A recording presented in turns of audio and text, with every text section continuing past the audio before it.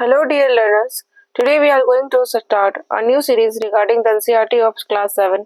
That is the first of a chapter, that is environment.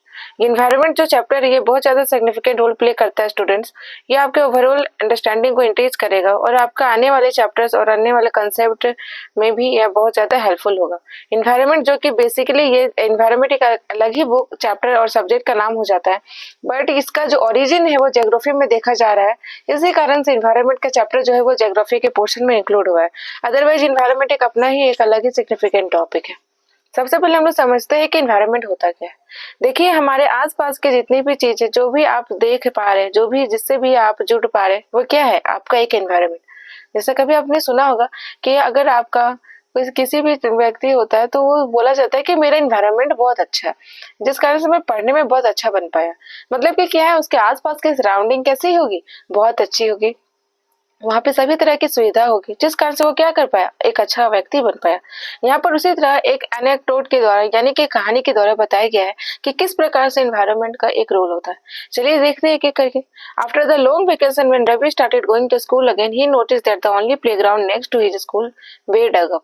मतलब कि जैसे ही रवि एक नाम का एक लड़का है, वो जब स्कूल जाता है तो वो नोटिस कर रहा है कि एक प्लेग्राउंड है जिसको क्या किया जा रहा है? खोदा जा रहा है। People said that a huge building with many flat with a construction between their. मतलब कि पीपल क्या बोल रहे हैं? रवि को क्या बोला उन्होंने कि एक बहुत बड़ा बिल्डिंग यहाँ पे बनने जा रहा है, ये पेड़ वगैरह को हटा के। रवि जो है वो ये बात सुन के ऑलमोस्ट वो रोने जैसा हो गया, उसकी आंखों में पानी भर गया जब वो उसको पता चला कि उनका जो इतना बड़ा प्लेग्राउंड था और इतनी छोटी छोटी जो ग्रासें थी जिसमें मेरीगोल्ड था। मेरीगोल्ड एक तरह का फ्लावर होता है, ठीक है, मैरीगोल्ड था।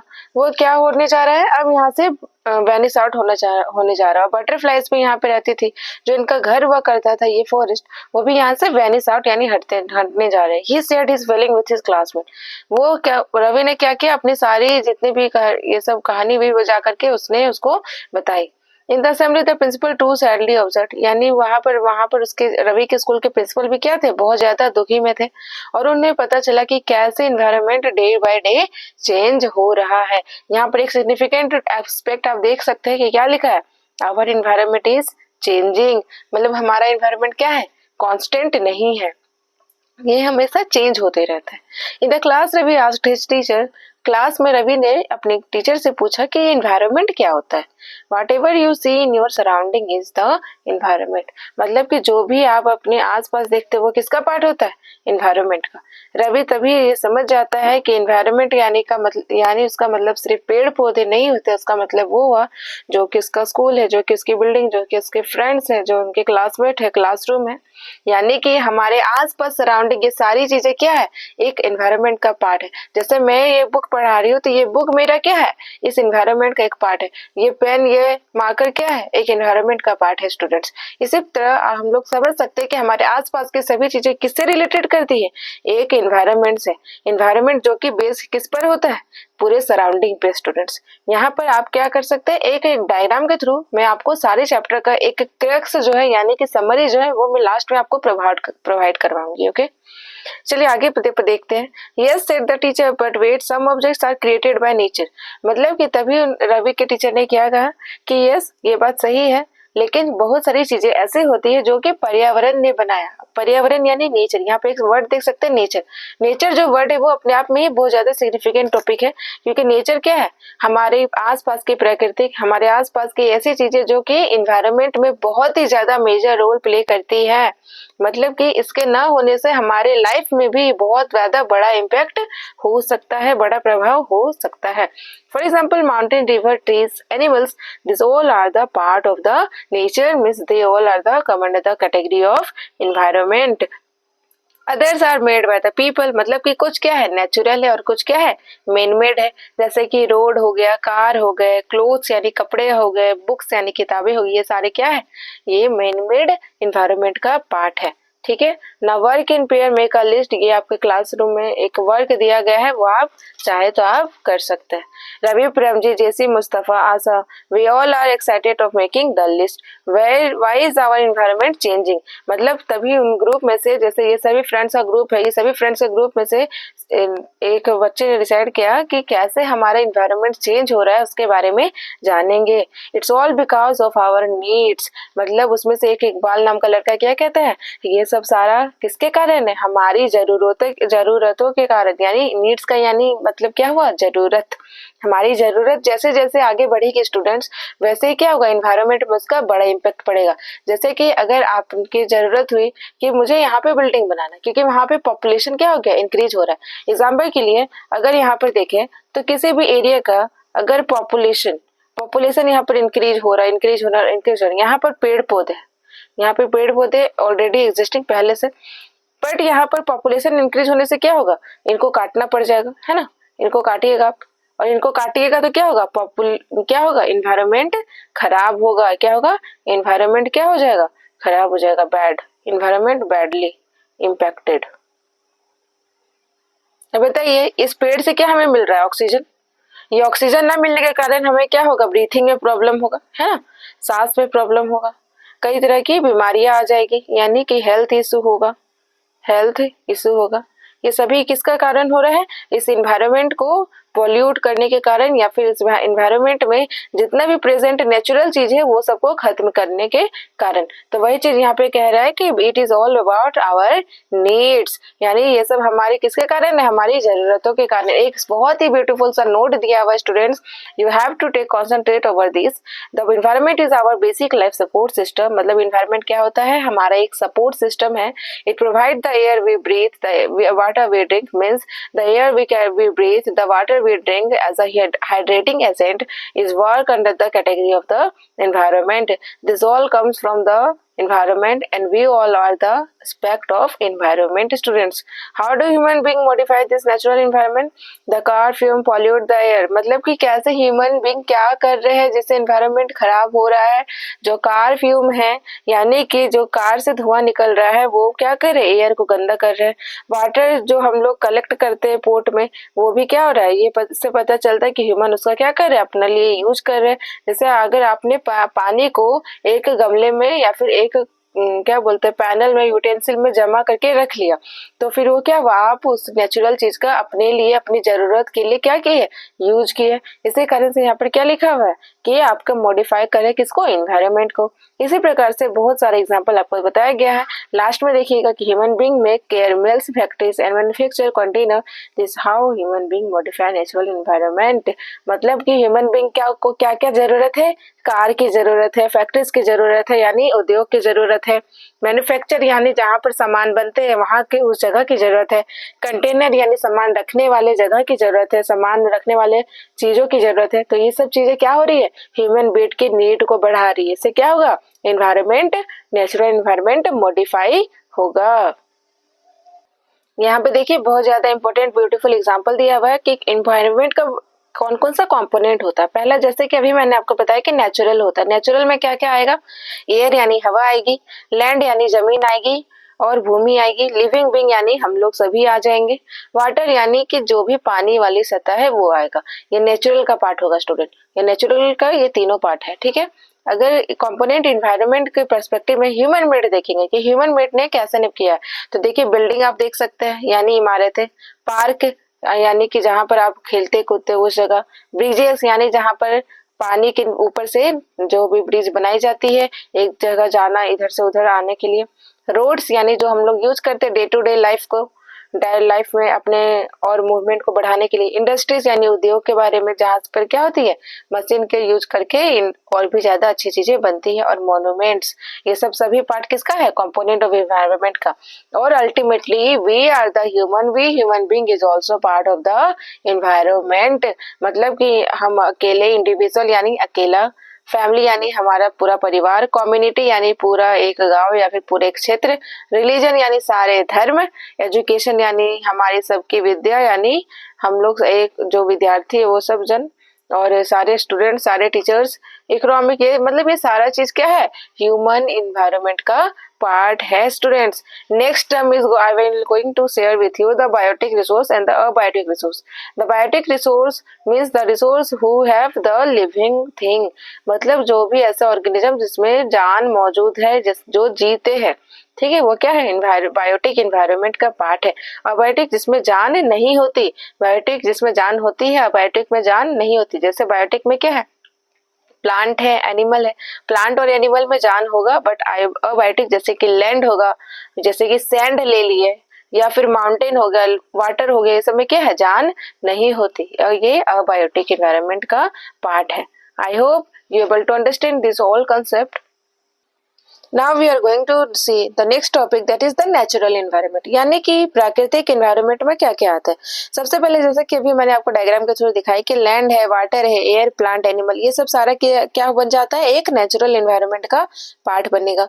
You are familiar with the meaning of lithosphere. हम लोग को पता है पहले कि लिथोस्फीयर क्या होता है. लिथोस्फीयर क्या होता है, चलिए मैं आपको आज एक छोटे से टर्म में क्लियर करती हूँ. जैसा कि अभी आप देख सकते हैं कि लिथोस्फीयर क्या है, इंडिया या फिर कोई भी कंट्री जिसका लैंड का पोर्शन, अर्थ का कोई भी लैंड का पोर्शन अगर upper most layer of the earth, upper most layer of the earth, मतलब कि अपर मोस्ट लेयर जो होता है किसी भी जगह का, सतह का या फिर पृथ्वी का, तो ये क्या होगा, ये अर्थ. एग्जांपल के लिए अर्थ ये कैसे है, जैसे कि आपने एक पिज्जा ले रहे हैं ना, पिज्जा के एक स्लाइस को काट लीजिए, मेरी बात समझ में है. जैसे कि ये अर्थ है, ये आप समझिए कि ये पिज्जा है, क्या है, पिज्जा है. पिज्जा के एक स्लाइस को आपने कट कर दिया, ठीक है, ये स्लाइस को कट करके आपको ये यहाँ पे ड्राइंग के थ्रू ये समझा रहे हैं कि ये क्या है, एक अर्थ है. Now I hope you able to understand. ठीक है, ये अर्थ है, अर्थ के upper part of the crust का पूरा पोर्शन, ठीक है, क्रस्ट का पूरा पोर्शन. क्रस्ट में क्या क्या आएंगे, लैंड आएगा और ओशियन आएगा, यानी समुद्र आएगा और जमीन आएगा. और upper most part of the mental, क्या होगा, upper most part of the mental, ये सारे कवर हो जाएगा किसमें, upper layer of the earth, upper layer of the अर्थ, जहां पर क्या क्या प्रेजेंट होता है, सॉइल. कहाँ क्या प्रेजेंट होता है, सॉइल. इसी लेयर को हम लोग, ये पूरे लेयर को क्या कहते हैं, लिथोस्फीयर. क्या कहते हैं, lithosphere. I hope you able to understand now. Okay, lithosphere, the term where the crust part and the mantle part both covered, and the upper part of the lithosphere is often called the soil nature that exists in the form of soil. Okay. Now you can see the part where the meaning of lithosphere, hydrosphere, atmosphere और biosphere, ये चारों concept को मैं एक diagram के through आपको last में समझाऊंगी. Okay, lithosphere का मतलब क्या होता है, जैसा कि अभी मैंने आपको बताया कि सॉलिड क्रस्ट और top layer of the earth को क्या हम लोग कहते हैं, लिथोस्फीयर, जिसमें क्या क्या होता है, रॉक होता है यानी पहाड़ होते हैं, और पत्थर होते हैं, मिनरल्स यानी कि खनिज होता है, और covered by a thin layer of a soil, यानी वो मिट्टी से क्या होता है, पतले पतले लेयर में मिट्टी से वो ढका हुआ होता है. It is an irregular surface with various landform, मतलब कि लिथोस्फीयर में क्या होता है, बहुत तरह के लैंडफॉर्म होते हैं. लैंडफॉर्म का मतलब हुआ जहां पर माउंटेन हो, जहां पर प्लेन हो, जहां पर क्या हो, प्लेट्यू यानी पठार हो. कहीं आप देखा होगा समतल जमीन है, कहीं देखा होगा ऊंचाई है, कहीं देखा होगा पहाड़ के जैसा है, तो वो सारा किसके अंडर कवर होता है, इस लिथोस्फीयर के अंडर. किसके अंदर, इस लिथोस्फीयर के under students. Okay, landform are found over the continent and also the ocean floor. जैसा कि अभी मैंने आपको इस डायग्राम के थ्रू बताया कि लैंडफॉर्म कहाँ कहाँ है, देखिए लैंड में भी और ओशियन में भी है, यानी ये लिथोस्फीयर कहाँ पर है, ये लैंड में भी और ओशियन में भी students. Okay, lithosphere is the domain that provide a forest grassland for grazing, यानी लिथोस्फीयर एक ऐसा जगह है जहाँ पर क्या मिलता है, हमें जंगल मिलते हैं और चारा, जो ग्रासलैंड होता है, ग्रास यानी कि घास वगैरह मिलते हैं, जिससे क्या होते हैं, एनिमल उसमें ग्रेज यानी खाते हैं. लैंड मिलता है जहाँ पर हम लोग क्या करते हैं, खेती करते हैं, एग्रीकल्चर करते हैं, और ह्यूमन सेटलमेंट यानी वहां जहाँ पर हम लोग रहते हैं. ये सारे क्या है, एक मिनरल वेल्थ का एग्जाम्पल है. वेल्थ यानी जो भी बहुत ज्यादा आपका क्या हुआ, कमाई पूंजी और बहुत ज्यादा पैसा, और मिनरल यानी कि खनिज वेल्थ. ठीक है, now here you can C a beautiful words that are given in this topic, that is the environment. environment का जो word है वो कहाँ से निकला है? फ्रेंच वर्ड से निकला है. कहाँ से निकला है? फ्रेंच वर्ड से. ये हमेशा याद रखिएगा. environment जो word है वो फ्रेंच वर्ड से निकला है. यहाँ पर अब आप देख सकते हैं कि किस प्रकार से एक डायग्राम के थ्रू यहाँ पे बताने का कोशिश किया गया है. इसे मैं आपको एक ड्रॉ करके एक डायग्राम के थ्रू आपको समझाऊंगी. Okay. The domain of water is prefer to the hydrosphere. मतलब ऐसा डोमेन जहाँ पर वाटर प्रेजेंट हो उसको क्या बोलेंगे? हेड्रोस्फेयर. इसमें बहुत सारी चीजें कवर हो सकती है. As you can see here, river है, लेक है, सी है, ओशन है. The concept that is the atmosphere is the thin layer of the earth that surround the earth. मतलब जो अर्थ को सराउंड करता है, thin layer of the earth को, जहाँ पर हम लोग सभी प्रकार की गैसें मिलती है, वो क्या होता है? thin layer of the atmosphere. And plant in kingdom, जैसे कि आप देख सकते हैं कि प्लांट और एनिमल किंगडम टुगेदर हम लोग क्या करते हैं? बायोस्फीयर में उसको कवर करते हैं, जहाँ पर क्या होता है? सारे लिविंग वर्ल्ड यानी हम लोग सभी क्या करते हैं? उस नैरो जोन में लाई करते हैं. किस नैरो जोन की बात कर रही हूँ मैं अभी उसके आपको समझाती हूँ. ठीक है. जैसे कि आप यहाँ पर एक प्लेन डायग्राम के थ्रू हम समझाने का कोशिश कर रहे हैं. आप चाहते हैं तो आप भी इस डायग्राम को अपने कॉपी पे लिख सकते हैं. जैसे कि एक सर्कल अगर ले, पूरा फुल सर्कल, तो उसमें जो अर्थ है, ये एग्जाम्पल के लिए अर्थ है, तो अर्थ का एक ऐसा पोर्शन, एग्जाम्पल के लिए ये है लिथोस्फीयर. एग्जाम्पल के लिए क्या है? लिथोस्फीयर. जहां पर क्या है? लैंड और ओशियन. क्या है? Land, ocean. लैंड में भी क्या होगा? सोइल होगा, माउंटेन होगा. ठीक है. ये लिथोस्फीयर का पार्ट है एग्जाम्पल के लिए. उसके बाद यहाँ पर क्या होगा? एटमॉस्फेयर. क्या है? एटमॉस्फेयर. एटमॉस्फेयर में क्या क्या आएगा?